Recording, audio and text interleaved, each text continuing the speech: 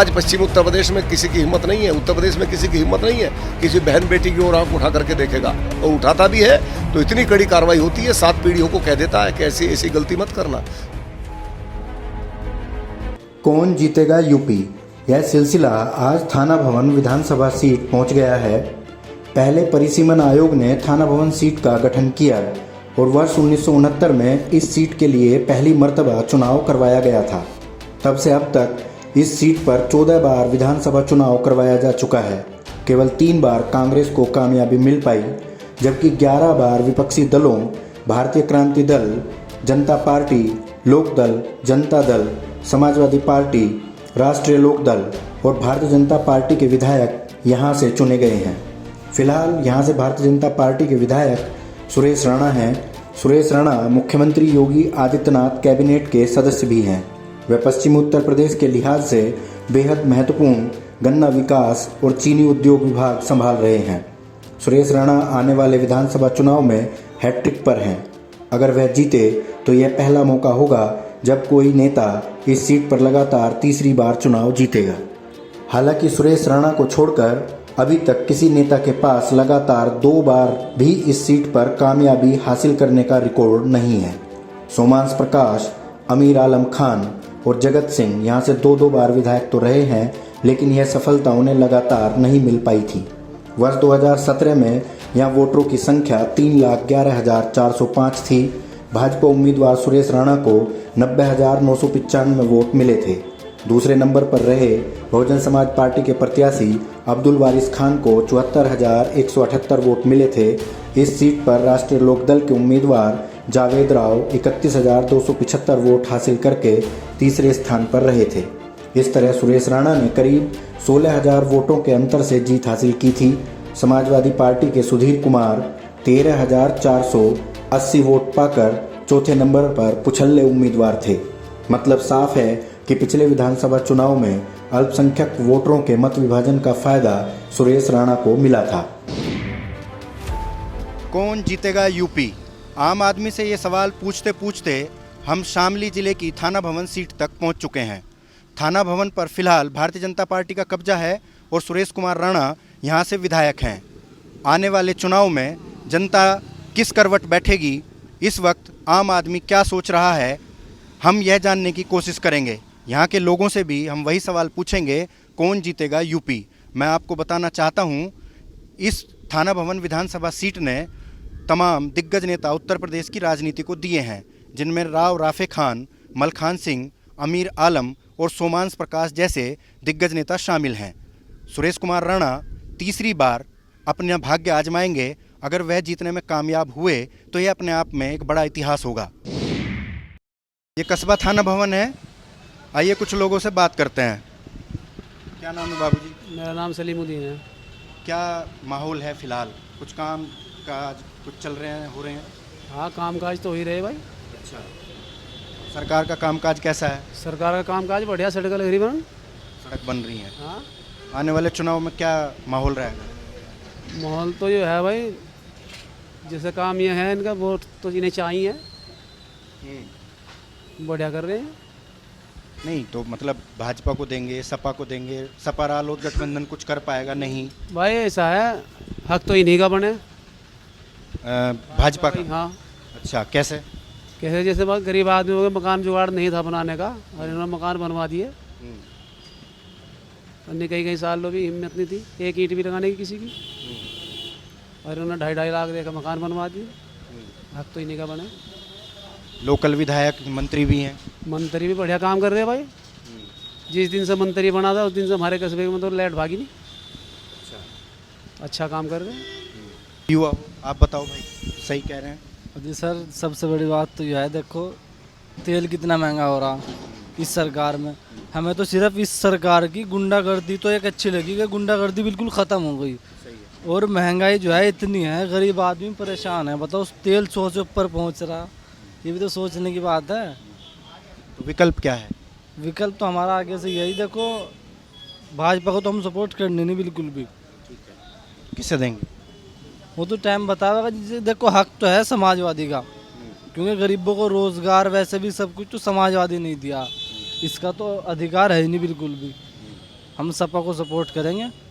भाजपा ने लोगों के जुलूस ये सब मस्जिद मदरसे सब बंद करवा दिए, सब कुछ ख़त्म करवा दिया। इस वजह से अखिलेश आदमी अच्छा है, हम उसे ही वोट देंगे। तो सिर्फ जी फालतू बोलना नहीं कि भाजपा। भाजपा दोगे जी। क्या नाम है आपका? अंकित पुंडीर, अंकित पुंडीर। कहाँ के रहने वाले पुंडीर? कादरगढ़ के। अच्छा। थाना भवन विधानसभा क्षेत्र में पड़ता है आपका गांव? जी। ऐसा क्या खास लगा? खास ये लगा कि सबसे अच्छा, सबसे बड़ी बात यह है माहौल अच्छा है, चोरी नहीं है, कोई कहीं गुम हो, गरीब आदमी है, रेडी लेके चलता है, शाम को दिहाड़ी पे जाता है। पहले क्या था, पैसे खोस लिए, 150 रुपये कमा के लाता था। ये रात को चलो या दिन में चलो कोई टेंशन नहीं है, काम भी हो रहा है। पहले क्या था, पहले कुछ भी नहीं था। जो मंत्री जी विधायक लोकल विधायक हैं, काम से उनका क्या खुश हैं? काम से हम तो सरकार से खुश हैं, हम सरकार से खुश हैं। मंत्री से, किसी विधायक से, किसी से खुश नहीं है। तो क्या लगता है कौन जीतेगा यूपी इस बार? देखो, वोट तो हम उसको देंगे, हमें तो ऐसे लगेगा वो जीतेगा। सभी बोलते हैं जिसको वोट देते हैं वो जीतेगा, पर मन तो ये कहता है कि भाजपा आएगी। चाहे कम सीट से आएगी तो, पर कम सीट से आएगी, पहले जैसी सीट नहीं आएगी, आएगी जरूर। क्या नाम है? शुएब। क्या माहौल है शुएब भाई? बहुत बढ़िया माहौल है जी। किसे दोगे वोट? मैं मंत्री जी को देंगे, और किसे देते हैं? मंत्री जी को। और क्यों? बस हमारे मंत्री जी कम से कम हमारी सड़कें वड़कें तो बनी रही, कुछ भी हो ना हो, हम गाड़ी वाड़ी चलाया करें जैसे, तो हमें मतलब लगा हमारा मेंटेनेंस बहुत कम है। वरना मेंटेनेंस भाई सड़कें टूटी फुट्टी पड़ी थी, सहारनपुर तक भी, दिल्ली तक भी सब सड़कें वड़कें टूट रही थी। कोई दिक्कत नहीं है, अल्लाह का शुक्र, बहुत बढ़िया हिसाब बन रहा। अगर सपा रालोद का गठबंधन होगा तो देखी जाएगी, मतलब कोई नसीब की बात है, मानोगे नहीं। लेकिन ये तो मतलब ना काम तो ये है भाई, हमारी तरफ से तो ये होगा कि हम जिसे वोट में पाला उसी को जिताते, ये है बात। बाकी नसीब है जी। तो लगता है चुनाव पिछली बार की तरह हिंदू मुस्लिम पे होगा या विकास के मुद्दे पे होगा? देखो जी, मेरी बात सुनो, हिंदू मुस्लिम पे तो हर बार चुनाव हुए, मानोगे नहीं, लेकिन उम्मीद करता हूँ कि विकास के मुद्दे पे होगा, उम्मीद करता हूँ। किसको दोगे वोट? वोट बीजेपी को देंगे। बीजेपी को दोगे? क्यों? वो काम इतने कर रखे और काम अच्छे कर रखे, किन के मकान नहीं बने, कम उनके मकान बने। आपका बना? मेरा ना बनो और लोगों का तो बना। अच्छा, आपको क्या फायदा हुआ? इसका फायदा ये है, लोगों के किन के मकान टूटे फुट्टे थे, उनके मकान नहीं बन गए, उनकी जेब से पैसा जो लगना था वो बच गया सारा, वो गवर्नमेंट ने लगा दिया, मोदी जी ने लगा दिया। तो ये तो फायदा है नहीं, वो टूटे फुट्टे मकान नहीं रहते ऐसे कैसे, आज भी मकान में नो तो कैसे क्या, हमारा मकान प्लेंटर का पक्का मकान है। मैं देख रहा हूँ थाना भवन के बहुत मुसलमान कह रहे हैं कि हम भाजपा को वोट देंगे। कितने दे देंगे? आपको क्या लगता है कितने % देंगे? मेरे हिसाब से जी गिरे यहाँ से 70 हिसाब से पोलिंग होती है, मेरे हिसाब से यहाँ से 90 95 70 के हिसाब से पोलिंग होती है। 70% लोग वोट करते हैं। हाँ, उसमें 40% बीजेपी के कैसे काम कर रखे लोगों ने। पक्का? पक्का है इतना तो जी। 30% तो देखो भाग जाता है कहीं ना कहीं, उधर उधर 70 आदमी है, भाग ही जाता है 30%, लेकिन 40% तो बीजेपी का पक्का वोट है मुस्लिमों में। मुस्लिमों में। क्यों काम कर रखे ना करे तो मैं हराम है। जो काम कर रखे, मकान बना दिए, 55,000 रुपये मतलब खाते में भी आ गए, मतलब 55 रुपये खाता है, राशन फ्री मिल रहा, क्यों किन्हें मिल रहा? मुसलमानों की ज़्यादा आबादी है, और मतलब उसके बाद में हिंदुओं का तो बहुत ही कमी है, ज़्यादा 2 बच्चे हैं, 1 बच्चे है, मुसलमानों के 4 भी है, 5 भी, 6 भी, लेकिन राशन तो मिल रहा है। चलो 4 को मिल रहा है, पहले सारों को मिल रहा है A to Z, अब तो 4 का 5 को मिल रहा, लेकिन फायदा तो है ना। सुरेश राणा का काम कैसा है? सुरेश राणा का बहुत अच्छा काम है, सबकी सुनता है, उसके बारे पे कोई जाएगा तो काम सारा होएगा, और ना कोई इसके बारे पे जाए तो ना ठेका तो ले नहीं रखा, कहला भाई मैं काम करूँगा ये, लेकिन गलत काम का किसी का साथ नहीं है। जो उस काम इंसाफ का है, बिल्कुल कायदे का काम है, बिल्कुल वैसा है, वो काम सारा करते हैं।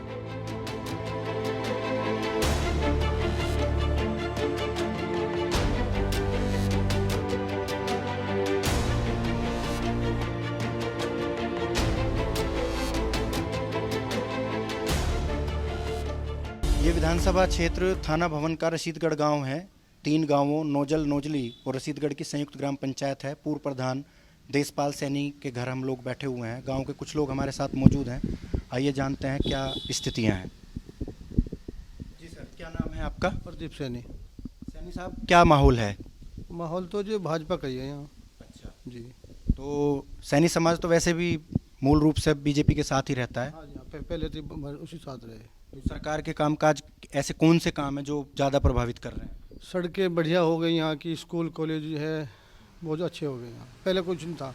सड़कें बढ़िया हैं, डिग्री कॉलेज, इंटर कॉलेज सभी अच्छे हो गए, नहीं बढ़ेगी। विधायक का जो फिलहाल मंत्री भी हैं उनका कामकाज बहुत अच्छा है जी, बहुत ही अच्छा है। इतना काम किसी और विधायक ने नहीं करा। बाबा की सरकार आ रही, काम बढ़िया कर रही, अपना बदमाशी खत्म कर दी। किसी तरह फिर जाओ खित्ते में, डर नहीं लगता। रात को आ जाओ, दिन में चले जाओ, किसी टाइम जाओ, सबसे बढ़िया है।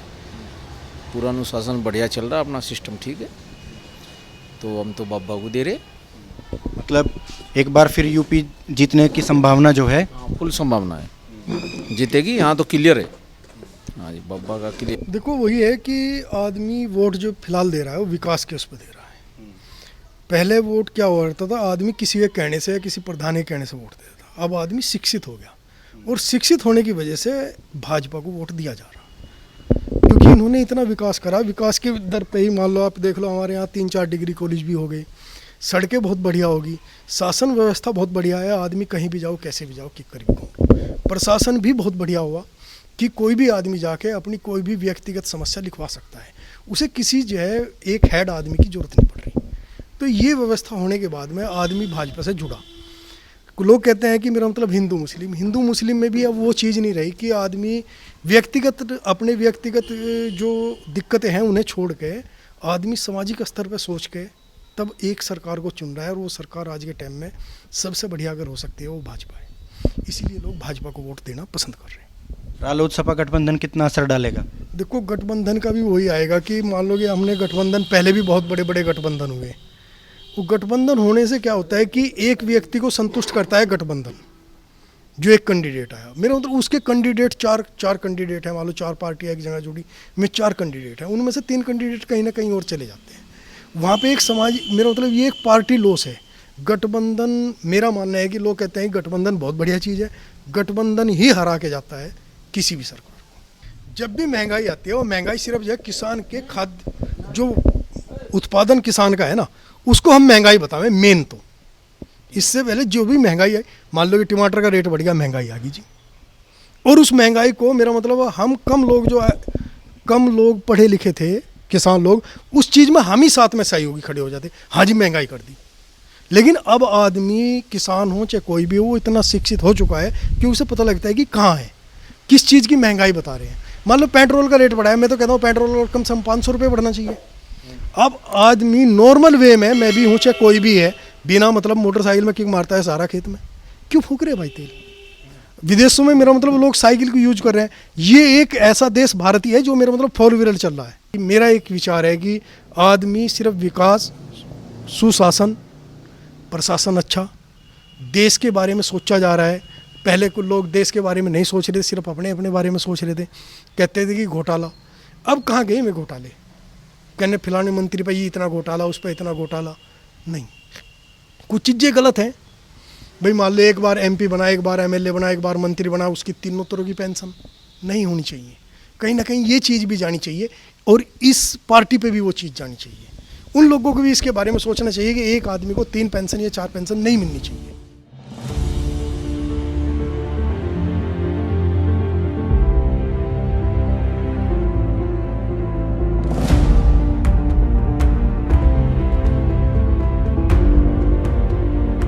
थाना भवन विधानसभा क्षेत्र के गांव मसावी में हम ग्राम प्रधान इसरार अली के घर पर हैं। फिलहाल यहाँ गांव के बुजुर्ग काफ़ी संख्या में बैठे हैं, आइए जानते हैं।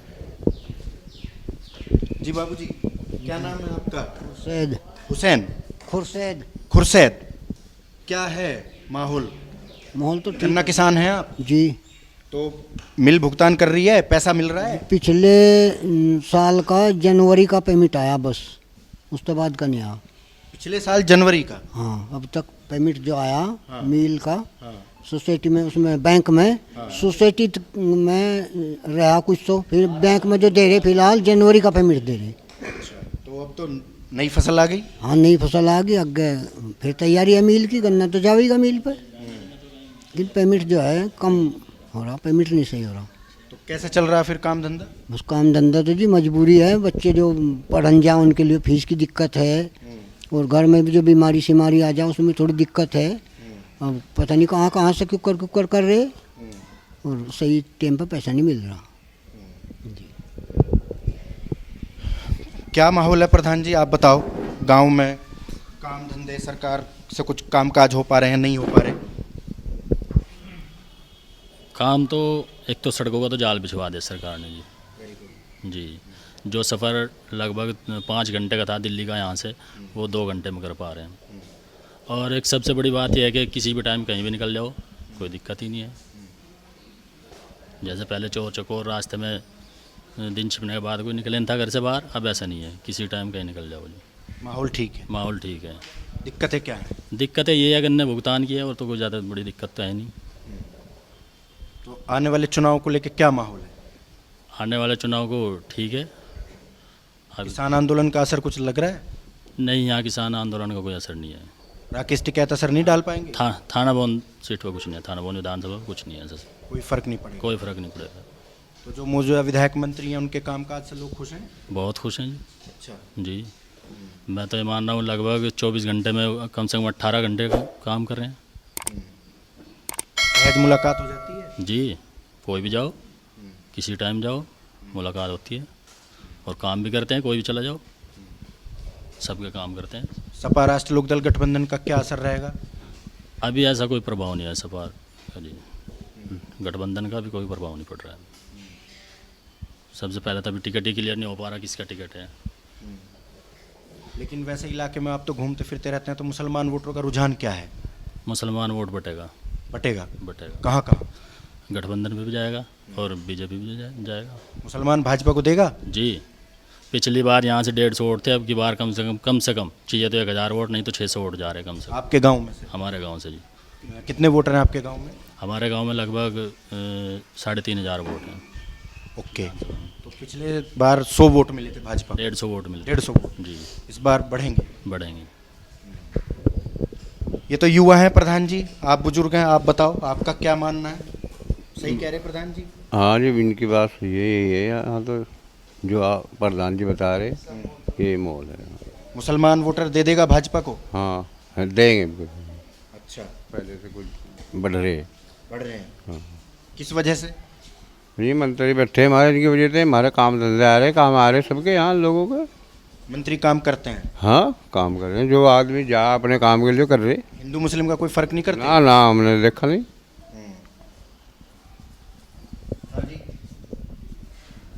कोई परेशानी दिक्कत? नहीं जी, हमें तो कोई परेशानी नहीं है। ये सही कह रहे हैं? हाँ सही है। इनसे सहमत हैं आप भी? हाँ जी सहमत है। सब ठीक हैं, तो सब तैयार हैं। वोट सारे नहीं के हैं, अपने जितने यहाँ के वोट हैं सब मंत्री साहब के हैं। दिक्कत सिर्फ पेमेंट की है, वो पेमेंट हो नहीं पा रहा। पिछले साल का अब तक नहीं हुआ, तो उसकी वजह उस मंत्री साहब को भी कहा था इस बात को, लेकिन हो नहीं पा रहा। उसका सुविधा होनी चाहिए बस। से मिजाज हैं? ठीक चल रहा है। वोट किसे दोगे? मंत्री को जी। मंत्री को दोगे जी? अच्छा, मतलब भाजपा को दोगे जी। कोई परेशानी तो नहीं होगी? नहीं जी। सोनता, बुंटा, गुराना, हींड सब गाँव में वोट बढ़ रहे हैं मंत्री जी के। ना तो कोई भेदभाव है। और थाना भवन को चांदनी चौक बना दिया। जहाँ कभी झुंड खड़े हुए थे वहाँ गेस्ट हाउस बन रहा है। ये मुस्लिम बाहुल्य? इंटर कॉलेज बड़ा मुश्किल था, डिग्री कॉलेज मिल रहे हैं। और क्या चाहिए जी? ये मुस्लिम बाहुल्य गाँव है? मुस्लिम बहुल गाँव है जी। ठीक है। पिछले बार तो दंगों का बड़ा असर रहा चुनाव पे, तो अब कुछ ये खत्म हो गया? जी यहाँ तो कोई दंगा ना तो पीछे था, और ना ही अंदाज हमें अब है कि यहाँ कोई दंगा पिसाद होगा। हमें तो उम्मीद नहीं है, और ना ऐसा होने की उम्मीद।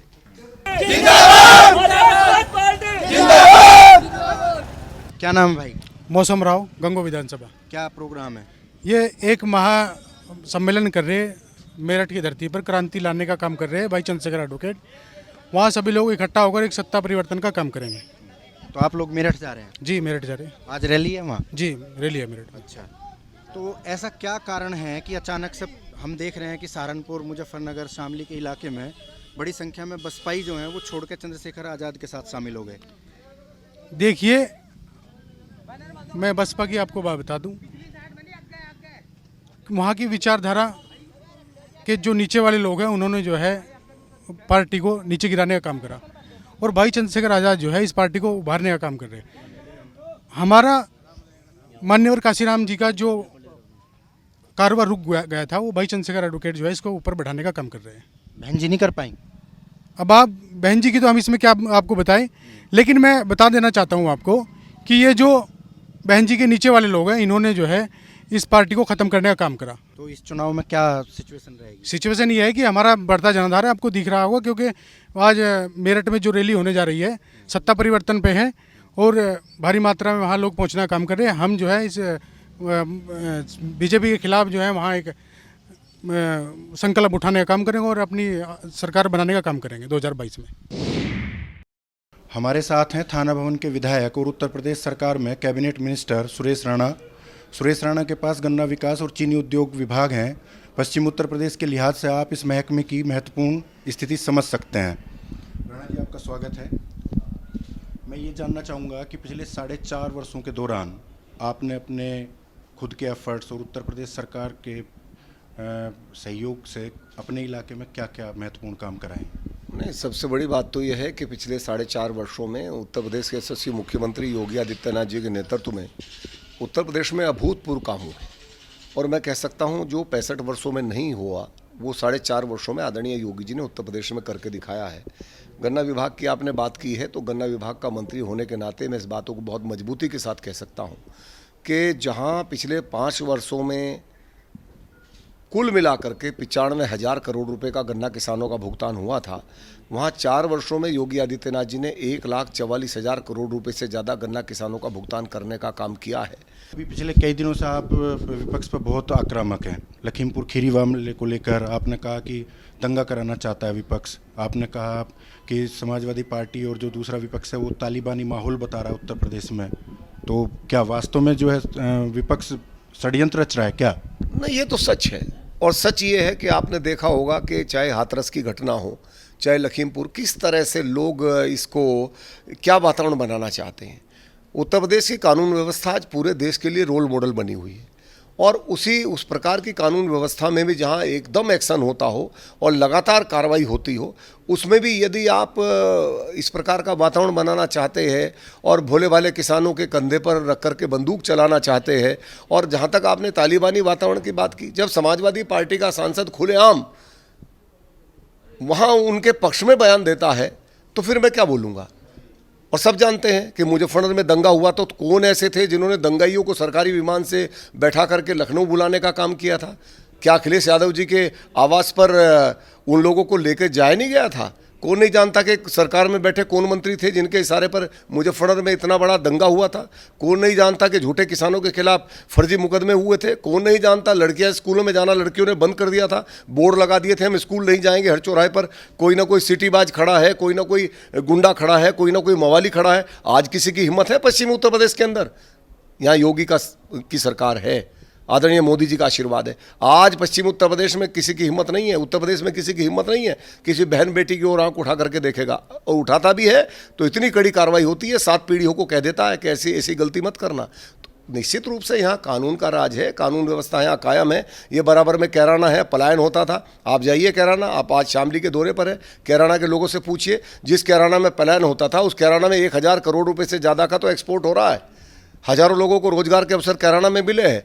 जो यहाँ जो तमाम चीज़ें हम चीन से इंपोर्ट करते थे वो सारी चीज़ें हम शामली से एक्सपोर्ट कर रहे हैं। ये परिवर्तन है मोदी योगी का, और मोदी योगी ने एक शानदार सरकार दी है। और मैं कह सकता हूँ आदरणीय मोदी जी के नेतृत्व में पूरी दुनिया में भारत का सम्मान बढ़ा है, उसी तरह योगी जी के नेतृत्व में पूरे हिंदुस्तान में उत्तर प्रदेश का सम्मान बढ़ा है। धन्यवाद मंत्री जी। आप थे सुरेश राणा। सुरेश राणा का साफ शब्दों में कहना है किसान आंदोलन, किसानों को बरगलाया जा रहा है, विपक्ष राज्य की कानून व्यवस्था को गलत तरीके से षड्यंत्र के तहत दुष्प्रचारित कर रहा है। अब आने वाले चुनाव को लेकर मौजूदा परिस्थितियों का आकलन करते हैं। पिछली बार अल्पसंख्यक मतों में अच्छा खासा विभाजन हुआ था। अल्पसंख्यक मतदाता समाजवादी पार्टी, आरएलडी और बहुजन समाज पार्टी के बीच विभाजित हो गए थे। बावजूद इसके कि मुजफ्फरनगर दंगों का असर था और कैराना कम्युनल पोलराइजेशन की वजह बना हुआ था। हालांकि राष्ट्रीय लोकदल से मुस्लिम वोटर खफा थे, दूसरी ओर रालोद को जाट मतदाता भी बहुत कम संख्या में मिले थे। लिहाजा रालोद यहाँ बुरी तरह पिछड़ गया था। इस सीट पर अल्पसंख्यक, ठाकुर और जाट मतदाता निर्णायक भूमिका में हैं। ब्राह्मण, दलित, सैनी, गुर्जर, वैश्य और अन्य पिछड़ा वर्ग की कई दूसरी जातियों के वोटर भी हैं, लेकिन यह सब मिलकर भी निर्णायक स्थिति में नहीं पहुँचते हैं। इस बार अल्पसंख्यक वोटर पूरी तरह समाजवादी पार्टी और राष्ट्रीय लोकदल गठबंधन के साथ खड़े नजर आ रहे हैं। दूसरी ओर जाट मतदाताओं में विभाजन साफ साफ दिख रहा है। लिहाजा सुरेश राणा की राह पिछले 2 चुनावों की तरह आसान नहीं रहेगी। यहाँ भारतीय जनता पार्टी और सपा रालोद गठबंधन में सीधी टक्कर देखने के लिए मिल सकती है। बहुजन समाज पार्टी कुछ खास करती नजर नहीं आ रही है। ऐसे में दलित वोटर की फैक्टर साबित हो सकते हैं। जरूरी खबरों से अपडेट रहने के लिए हमारा YouTube चैनल जरूर सब्सक्राइब करें।